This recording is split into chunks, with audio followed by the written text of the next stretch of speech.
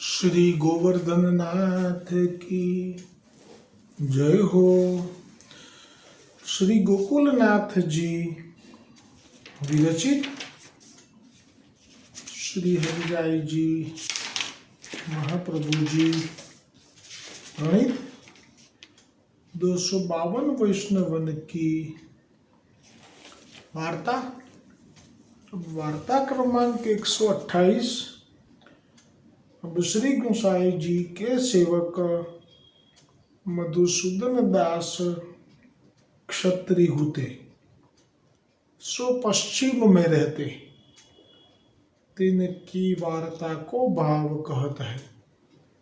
પશ્ચિમ में એટલે અત્યારનું જે પશ્ચિમ છે તો બસ ગુજરાત સુધી છે, રાજસ્થાન સુધી છે। તે વખતનું પશ્ચિમ એટલે રાજસ્થાનની બોર્ડર પાર કરીને પાકિસ્તાન લાહોર સુધી હતું, અફઘાનિસ્તાન પણ હતું। શ્રી હરિરાયજી મહાપ્રભુજી ભાવ પ્રકાશમાં વર્ણન કરતા કહે છે कि ये तामस भक्त है, लीला में इनको नाम बीरबाला है। ये नीलाते प्रगति है, ताते उनके भाव रूप है।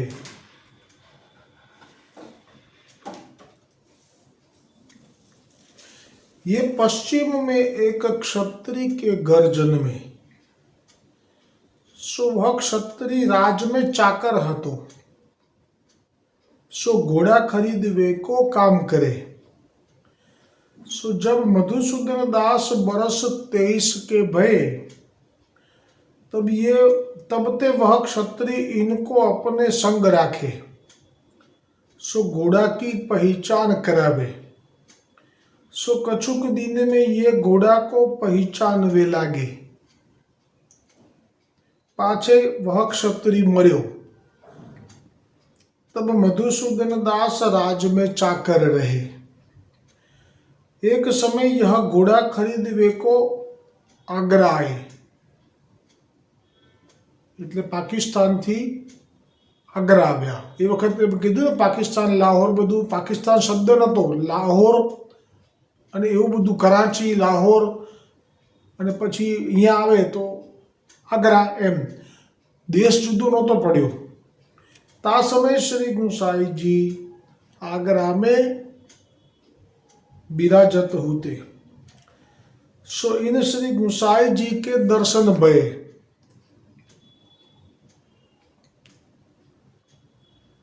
तब श्री गोसाई जी आप पूछे जो तुम कौन हो। सामेथी पूछ्યું आप कौन, તમે કોણ છો, तुम कौन हो, कहाँ करत हो। तब मधुसूदन दास कहे जो महाराज मैं क्षत्रिय हूं, अमुक के राज में चाकर हूं, घोड़ा की पहचान करत हूं, राज के लिए आछे आछे घोड़ा खरीदत हूं। એટલે જે લાહોર કે જ્યાં પણ છે ત્યાંના રાજા માટે। तब श्री गोसाई जी कहे जो एक सुंदर घोड़ा हमको चाहिए। आ केवो जीव हશે કે ગોસાઈજીએ સામેથી માગ્યું। જો કે પૈસા આપીને માગ્યું છે, પણ સારો ઘોડો જાણકાર છું ને તો એક ઘોડો અમારે પણ જોઈએ છે। મૂળમાં ગોસાઈજી જાણી ગયા છે કે આ કોણ છે, બીરબાલા છે, આ દેહમાં છે, એને અંગીકાર કરવી છે, એટલે એને સાથે વાત કરી અને એને ખેંચી રહ્યા છે। सो तुम हमको खरीद देव એટલે અમને જે પૈસા થાય કહી દે, પણ તું અમને એક ઘોડો અપાવડાવી દે, અહીંયાથી સારામાં સારો ઘોડો હોય છે એ તો અપાવડાવી દે। એટલે કે તું વચ્ચે રહીને ઘોડો સારો કયો છે એ અમને કરી આપ નક્કી, પૈસા અમે આપી દઈશું।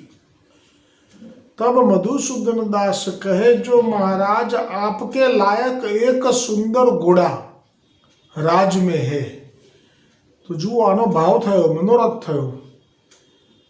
જ્યારે ગુસાઈજી એટલું જ કહ્યું કે તું એક ઘોડો મને ખરીદવામાં મદદ કર, ઉત્તમ જાતવાન ઘોડો, સુંદર ચાલ એવો ઘોડો।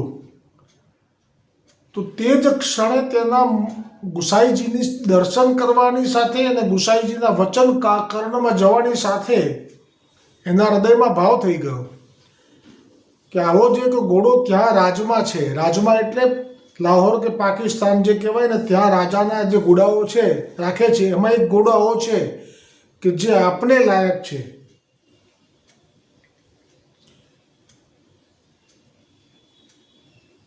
सो आप वहां पधारो, विनंती करी गयो लाहौर, और वह घोड़ा पसंद करो तो वह घोड़ा मैं आपको भेंट करूं. એટલે ગુસાઈજી તો પ્રભુ છે, શ્રી કૃષ્ણ છે, ભાવના ભોગી છે. એનો ભાવ કેવો થયો? ખરેખર તો અહીંયા ખરીદી કરાવવું તો સહેલું હતું. એ તો કોઈ જે ઘોડાનું બજાર હોય ત્યાં જઈને ઉત્તમ ઘોડો જે એની પાસે જે શક્તિ છે પારખવાની, ઘોડા પારખવાની, બસ એક ઉત્તમ ઘોડો લઈને આપવાનો, આટલી જ આજ્ઞા હતી ગુસાઈજીની. એવી આજ્ઞા ના કહેવાય, કેમ કે હજી સેવક નથી થયો એટલે આટલી જ વાત કરી હતી ગુસાઈજીએ તો. પણ તેટલી ક્ષણમાં એને ઉત્તમમાં ઉત્તમ ઘોડો પોતાના પાકે લાહોરમાં રાજાના ઘોડારમાં જે ઉત્તમ છે એવો ઉત્તમ તો ક્યાંય નહીં હોય. મારે તો એ ધરવો છે. આવો જે મનોરથ થઈ ગયો.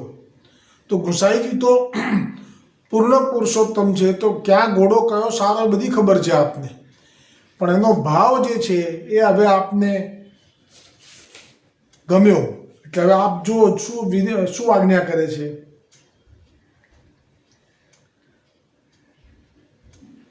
तब मधुसूदन दास कहे आपके लायक सुंदर घोड़ा राज में है, आप वहां पधारो. वहां એટલે लाहौर.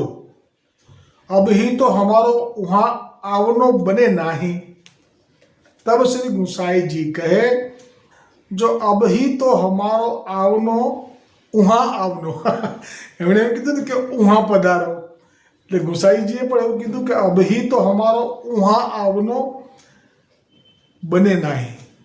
હવે આ વિનંતી કરી છે, ભાવ છે એનો, હજી તો સેવક થયો નથી. ગુસાઈજી સેવક થયા વગર કોઈનું લેતાય નથી, પણ તોય આપે તો તૈયારી કરી દીધી, કેમ કે ખબર છે કે આ મારો જીવ છે હમણાં શરણે આવશે. તબ મધુસૂદન દાસને વિનંતી કીની જો મહારાજ આપ આજ્ઞા કરો તો ઘોડા મેં યહાં લાવું. હવે એને તો જે ભાવ છે આજે એને પ્રમાણ આપી દીધું કે એ જ ઘોડો આપના માટે ઉત્તમ છે, એનાથી ઉત્તમ ઘોડો બીજો હોઈ ના શકે. ઉત્તમમાં ઉત્તમ વસ્તુના ભોગતા પ્રભુ છે. પણ સેવક થયા પછી, આ તો સેવક પણ નથી થયો, પણ એનો ભાવ અતિ અદ્ભુત છે કે જે સેવક ના થયો હોય તો સ્વામી પણ નથી સામે. સ્વામી સેવકનો ભાવ તો સીધો થયો જ ના કહેવાય. તો એમના માટે આપવા માટે પાછો જાય લાહોર પાકિસ્તાન, પાછો લઈને આવે, આવી તૈયારી બતાવી દીધી. આ એનો ભાવ છે, આ એનો પ્રેમ છે, આ એનું સમર્પણ છે. બ્રહ્મ સંબંધ થયા પહેલા આપકો भेंट करूं और महाराज मोको अपनो सेवक कीजिए. આવી ગયો ને, એને ખબર પડી ગઈ કે મારો ઉદ્ધાર આપનાથી છે. तब श्री गुसाई जी आज्ञा किए जो अभी तो समय नहीं, पाछे काहू समय फेरी वहां पधारेंगे तब तुमको सेवक करेंगे. ખરેખર જુઓ, ગુસાઈજીએ મહાપ્રભુજીએ જે આજ્ઞા કરી છે ને કે દેવી સૃષ્ટિને શરણે લેવાની છે અને આપ ભ્રમણ કરજો, તો ગુસાઈજીએ ભ્રમણ કરીને સેવકોને શરણે લીધા છે. હા, આપ ગોકુલમાં બિરાજમાન છો અને વૈષ્ણવો આવે છે સંઘમાં અને પછી શરણે આવે છે, એ વાત જુદી છે. પણ જેવી રીતે પેલો 3 તુંબાવાળો સેવક હતો, એનો પ્રભાવ જાણીને રાજાને પણ દૈવી હતો, એટલે થયું કે મારે સેવક થવું છે તો રાજાએ આવવું જોઈએ ગોકુલમાં. પણ એણે તો પત્ર લખ્યો અને કાનીમાં રાખ્યો, જે ત્યાં હતા પેલા બ્રાહ્મણી એ ગામના રીડા ઉદંબર જેના ઘરે રહ્યો હતો ને આશીર્વાદ આપ્યા હતા, એની કાનીથી પત્ર લખ્યો અને ગુસાઈજી એમ ના કહ્યું કે તમે અહીંયા આવી જાઓ. ગુસાઈજી ત્યાંથી જે ક્રમ છે આપનો, જ્યારે પણ તે વખત ત્યાં પધાર્યા અને પછી રાજાને કુટુંબ સાથે શરણે લીધો. આ લીધાનો ભાવ સમજવો હોય તો એવો ભાવ છે કે લાહોર એવી જગ્યા છે કે જ્યાં ગુસાઈજી જશે પણ ગમશે નહીં, શ્રમ પડશે, કેમ કે ત્યાં મ્લેચ્છોની ભૂમિ છે. હિન્દુઓ તો છે જ નહીં, ના બરાબર છે, અને જે છે એ પણ કોઈ દૈવી નથી. પણ આપ જુઓ, સૃષ્ટિના જીવોને એ દમલા એ માર્ગ તેરે લીએ પ્રગટ કિયો હે. જે મહાપ્રભુજીનું વચન છે ને, એને ગુસાઈજીએ આજે આ અનુભવ કરાવડાવ્યો સૌ બાળકોને, કે આ જીવ તો એમ કહે છે કે આપણા માટે તો એ જ ઉત્તમ છે. ગુસાઈજીએ તો એમ ક્યાં કહ્યું હતું કે તારા લાહોરના રાજનો ઘોડો જ મારે જોઈએ છે. એમણે તો એમાં જ એટલી જ આજ્ઞા કરી હતી કે તું ઘોડાને પારખવાનું જાણે છે તો અહીંયાના જે નજીકના ઘોડાને બજારમાં જઈને એક ઘોડો અમને દઈ દે, સારો પૈસા આપી દઈએ છે, ખરીદવો છે, તારે મદદ કરવાની છે. તો એ કહે છે કે ના, એ ઘોડો જ આપના માટે. તો એનો ભાવ તો સેવક થયા પહેલાંનો ઉત્તમ છે. પછી જો આપે એમ કહ્યું કે અત્યારે તો ઉહા એટલે કે લાહોર આપવાનું નહીં બને, તો કહે છે કે હું અહીંયા લઈ આવું. તો જો હવે ગુસાઈજી કેમ એમ કહે છે કે ના, હવે ગુસાઈજીને ગમતું નથી, બરાબર સમજો આ લીલા તો સમજાશે. ગુસાઈજીને લાહોર જેવું ગમતું નથી. એ જશે તો પણ આપણે શ્રમ પડશે, એ શબ્દોથી પ્રગટ થશે. ત્યાં તો હરિરાયજી આપણને કહેશે. પણ મહાપ્રભુજીના સેવકો પ્રત્યેનો ભાવ ગુસાઈજીએ પ્રગટ કર્યો છે કે ભાઈ એ છે ત્યાંથી અહીંયા લઈને આવે, એનો ભાવ તો છે જ, એને સ્વીકારવું જ છે, મારે એ જ ઘોડો સ્વીકારવો છે હવે. અને એમણે કીધું કે મને સેવક કરો. તો કેમ એમ કીધું કે હું અત્યારે સેવક નહીં કરું? કેમ? આપ સમય તો છે આપની પાસે, આપ નામ તો સંભળાવી જ શકો છો. અભી તો સમય નહીં, પાછે કાહુ સમય ફેરી ઉહા પધારેંગે, તબ તુમકો સેવક કરેંગે. એટલે ગુસાઈજીએ તો સેવક થવા માટે પણ ત્યાં હું આવીશ પગપાળા, એટલે કે જે પણ ઘોડા ઉપર, અને પછી તારે સેવક કરીશ, અને ત્યારે હું એ ઘોડો લઈશ. એટલે વૈષ્ણવને શ્રમ ના અપાય. વૈષ્ણવને એમ ના કહેવાય કે હા જા લઈ આય, તું તારે જઈને પાછો અહીંયા બિરાજેલા જ છીએ અમે તો. આ બધું આપના બાળકો માટે આપના આ બધા લીલા વ્યવહાર છે કે ભાઈ કોઈ પણ વૈષ્ણવ છે એમના માટે તો માર્ગ છે. આ તો એવી વાત થઈ કે ભગવાન રામચંદ્રજી ચિત્રકૂટ ઉપર બિરાજતા હતા. ભરત રાજાની અંદર ભગવાન રામનો અંશ છે, એટલે ભરત પણ રામ સમાન જ કહેવાય છે. તો ભરતજી જ્યારે કહે છે કે હું તો આ ગાદી પર નહીં બેસું, અત્યારે પહેલાં હું રામજી પાસે જઈશ. તો અયોધ્યાવાસીઓ બધા ભરતજી સાથે રામજીને મળવા નીકળ્યા. માર્ગમાં ભરદ્વાજ મુનિએ વાલ્મીકી રામાયણમાં છે, ભરદ્વાજ મુનિએ જે કંઈ પણ માર્ગમાં આપે આપના યોગ શક્તિના પ્રભાવથી મોટા ભવનો, વિશાળ વૃક્ષો, ફુવારા અને અપ્સરા સમાન સ્ત્રીઓ જે શરબત અને ભોજન પીરસે, નાચગાન થાય. આ ભાવ હતો ભારતવાસજીનો કે અયોધ્યાવાસીઓની સેવા કરું, એમનો શ્રમ હરું. હવે ભારતવાસજી પણ જાણે છે કે ભરતજી સાક્ષાત રામ સમાન છે, રામ જેવા જ છે, પણ રામ નથી. આ બધું જે કહું છું ને એ વલ્લભ કુલ અને મહાપ્રભુજી વલ્લભાચાર્યજી એ બેની વચ્ચે જે પાતળી રેખા છે એ સમજાય એટલા માટે આ પ્રમાણે આપું છું. હવે થયું શું છે કે અયોધ્યાવાસીઓ બધા તે ભવનોમાં રોકાઈ ગયા અને અહીંયા થોડા દિવસો મુકામ કરે, 1-2 દિવસ એવું ઈચ્છ્યું ભારદ્વાજ મુનિએ, પછી આગળ જાય. એટલે કે જે રામજીના અયોધ્યાવાસીઓની સેવા કરવાનો લાભ મળે, અને રામજીનો અંશ જેમનામાં છે એ ભરતજીની પણ સેવા કરવાનો લાભ મળે, એવા ભાવ સાથે આ બધું કર્યું.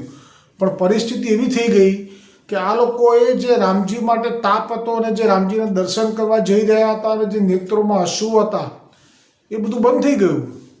હવે તો એમને આમાં એટલો આનંદ આવવા લાગ્યો કે સ્વર્ગ જેવી અપ્સરાઓ એ ભોજન પીરસે, શરબત લાવે, નૃત્ય કરે, અને એવી સગવડ કરી દીધી કે જે સગવડ સ્વર્ગ સમાન હતી. કહેવાય કે સ્વર્ગથી અધિક હતી, કેમ કે આ તો યોગી છે, બ્રહ્મ તેજથી સંપન્ન છે. ભારદ્વાજ મુનિ યોગ બળથી બધું કરી લીધું આપે.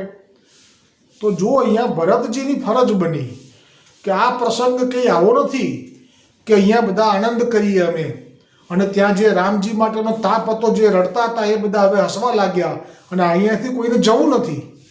હવે એમને ચિત્રકૂટ યાદ નથી આવતું. તરે કોણ માયા તારી, દયાની જો દ્રષ્ટિ તારી, જીવડો ગયો છે હારી. આ એવો સૂચક પ્રસંગ છે કે ભરદ્વાજ મુનિને ભરત રાજાએ, રામજીના ભાઈ ભરતજીએ વિનંતી કરવી પડી કે તમે તમારી યોગ માયાને સમેટી લો, આ અનર્થ થઈ રહ્યો છે. ત્યારે ભરદ્વાજ મુનિને સમજાયું અને બધું લીધું. બાકી અત્યારે સ્થિતિ આ જ થઈ ગઈ છે. નિષાદ રાજા પાસે ગયા, પછી ત્યાંથી આગળ ગયા કે પહેલાં યાદ નથી રહ્યો, આ પછી નિષાદ રાજા પાસે આવ્યા. તો નિષાદ રાજાને પણ ભગવાન રામ સમાન દેખાયા. રામ થોડી દેખાયા છે. નિષાદ રાજાએ જાણ્યું કે આ રામ સમાન છે. લક્ષ્મણ એ શેષનો અવતાર છે, તો એમનો જ અંશ રૂપે પ્રગટ થયા છે. ચતુર્વ્યુહ રૂપે પ્રગટ છે આ અવતાર.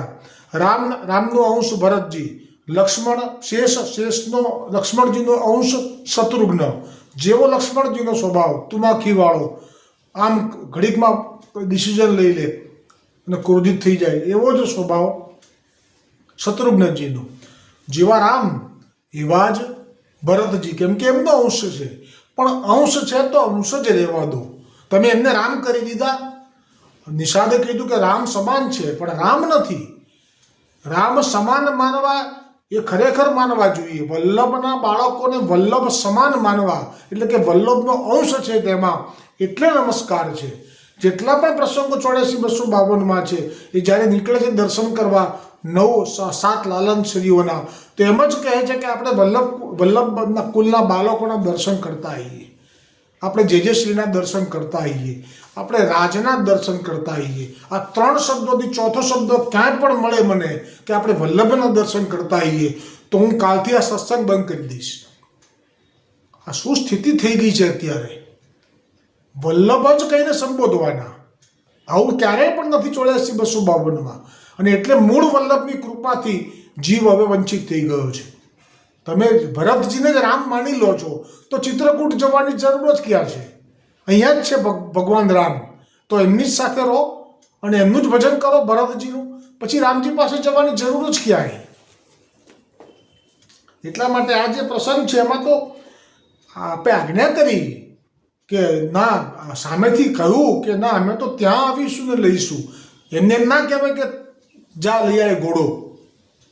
એ કોણ છે, એમનું સ્વરૂપ શું છે, મહાપ્રભુજીએ પહેલેથી જ કહી દીધું છે. આવશે આ બસ શ્રાવણ સુદ બારસના દિવસે કે દમલા ये मार्ग तेरे लिए प्रकट कियो है. જ્યારે વલ્લભ ઉપાધિ ઉચ્ચારે ને એનો પડઘો તો ચાલુ જ રહે, બંધ ના થાય કોઈ દિવસ. તો કેમ બંધ થઈ ગયો અત્યારે? કેમ અત્યારે આચાર્ય બાળકો પોતાના વૈષ્ણવને લૌકિક કાર્યો માટે છેક બોમ્બે મોકલી દે છે કે બિઝનેસમેનની મિટિંગમાં એ હોલ જોઈ આવો બરાબર છે કે નહીં? શું એ વૈષ્ણવને નોકરી ધંધો છે, રવિવાર રજા આવે છે, એક રવિવારની રજામાં તમે એમને પ્રભુને સુખ થાય, તત્સુખનો વિચાર હોય, એવી જો કોઈ આજ્ઞા હોય તો 100 पे સુહાગા. હવેલીના મંદિરના ઠાકોરજીના સુખ માટે કઈ આજ્ઞા કરો છો તમે?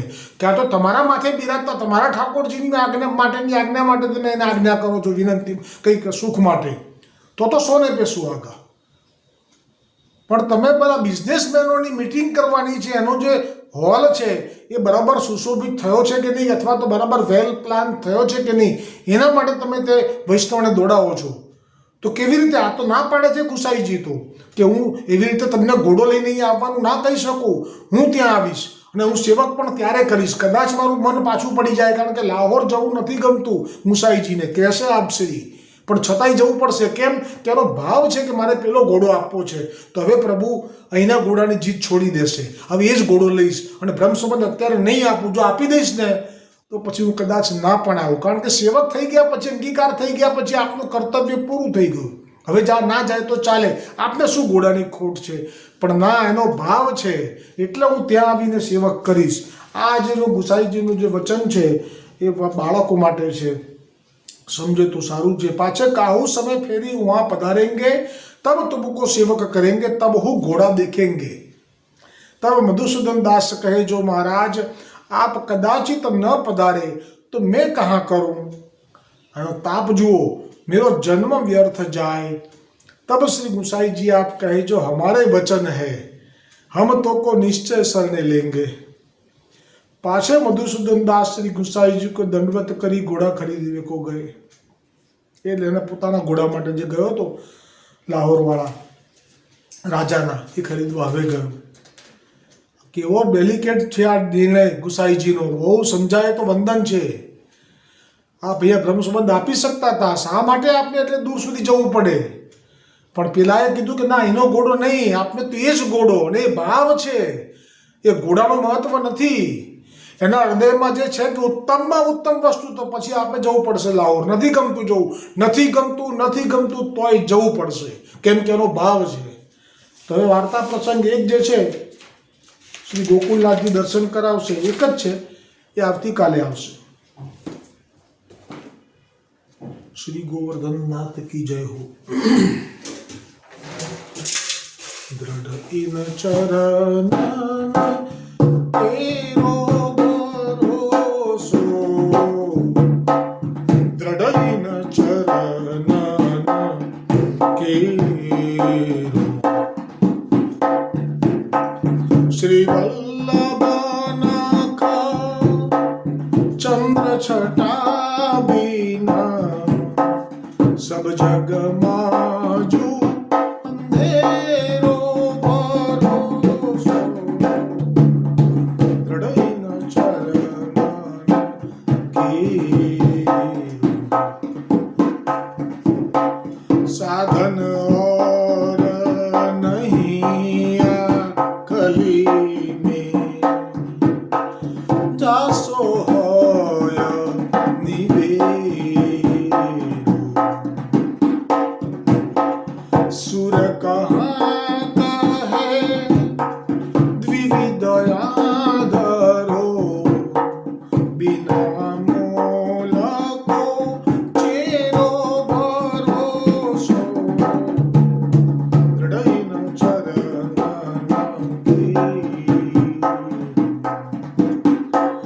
दृढ़ इन चरण केरो भरोसो, दृढ़ इन चरण दृढ़ इन चरण